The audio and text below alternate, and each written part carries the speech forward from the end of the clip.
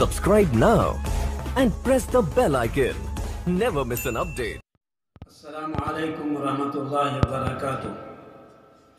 جمعیت علماء ہندوپور کی جانب سے لاک ڈاؤن کے پیش نظر رمضان المبارک کے روزوں اور تراویح کے لیے مختلف مکاتب فکر کے اکابر علماء کرام کی ہدایت کی روشنی میں چند خصوصی اور ضروری گزارشات ہیں۔ کووڈ-19 کے خاتمے کے لیے ملک میں 1 ماہ سے لاک ڈاؤن ہے اور رمضان المبارک بھی لاک ڈاؤن میں شروع ہو رہا ہے۔ اس لیے حکومت اور محکمہ صحت کے قوانین کی پابندی کے ساتھ مندرجہ ذیل ہدایت پر عمل کرنا ضروری ہے۔ نمبر 1، بغیر کسی شرعی عذر کے روزہ ہرگز نہ چھوڑیں۔ نمبر 2، فرض نمازیں اور تراویح کی نماز باجماعت اپنے گھروں میں ہی ادا کریں، مساجد میں ہرگز نہ جائیں۔ فرض نمازوں اور نماز تراویح کے لیے اپنے گھر کے افراد کے علاوہ آس پاس کے لوگوں کو ہرگز جمع نہ کریں۔ مساجد میں تراویح اور ختم قرآن کا نظام باقی رکھنے کے لیے امام اور مؤذن کے ساتھ 3 افراد کو مسجد کی کمیٹی مشورے سے طے کرے۔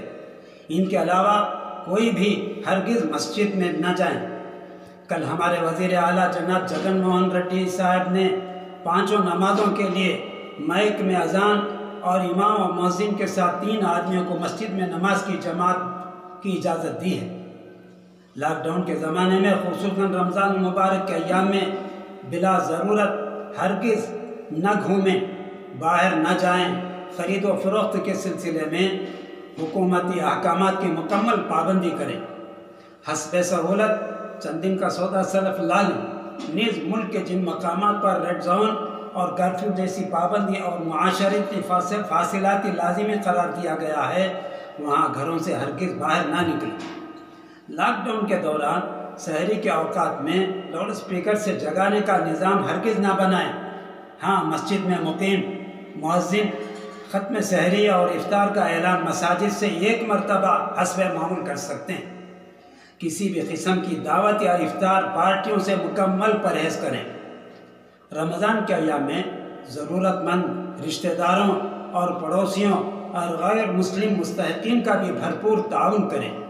زکوٰۃ اور صدقات کے واجبات کی رقم صرف محتاج مسلمانوں اور دینی مدارس کو ہی دی جا سکتی ہے۔ دوستو، وقت اللہ تعالیٰ کی ایک عظیم نعمت ہے۔ اوقات کو ہرگز ضائع نہ کریں۔ اس لیے رمضان کی مبارک ساعتوں میں فرائض واجبات کے ساتھ نوافل، تہجد، اشراق، چاشت، ذکر، قرآن کریم کی تلاوت، کثرت سے استغفار اور درود شریف اور آیت کریمہ لا الہ الا انت سبحانک انی کنت من الظالمین پڑھنے کا اہتمام کریں اور اپنے لیے اور پورے عالم کے لیے عافیت اور سلامتی کی دعائیں کریں۔ والدین اور سرپرست اور ذمہ دار آباء اپنی اولاد اور زیر اثر افراد کو ہرگز ایسی حرکت سے باز رکھیں جو ملک و ملت کے لیے نقصان دہ ہو سکتی ہے۔ نوجوانوں سے گزارش ہے کہ لاک ڈاؤن کے زمانے میں بلا ضرورت سواریوں میں ہرگز نہ گھومیں، قانون کی خلاف ورزی نہ کریں۔ قانون کی خلاف ورزی کی صورت میں پولیس کی طرف سے سخت کارروائی کا اندیشہ۔ حالات کے پیش نظر مسلمان مردوں کو دفن کرنے اور قبرستان میں جگہ دینے میں مدد کریں۔ کورونا مریض کی موت سے نہ گھبرائیں، اللہ پر پورا یقین رکھیں۔ مشرب و مسلک سے بالا تر ہو کر سب کے سب متحد رہنے اور ایک قوم بننے کی پوری کوشش کریں۔ اس وقت اتحاد سے بڑھ کر کوئی طاقت نہیں۔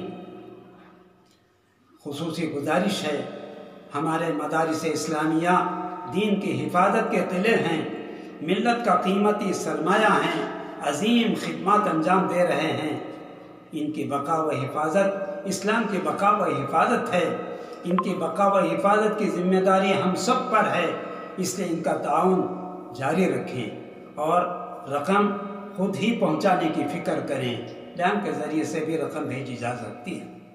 ذمہ داران مساجد اور مدارس سے گزارش ہے کہ امام، مؤذن، اساتذہ اور خطام کا بھرپور خیال کریں اور ان کی تنخواہوں میں کسی قسم کی بھی کمی نہ کریں۔ مشکل وقتوں میں ہی ذمہ داروں کی صلاحیت کا امتحان ہوتا ہے اور کامیابی پر بڑا اجر ملتا ہے۔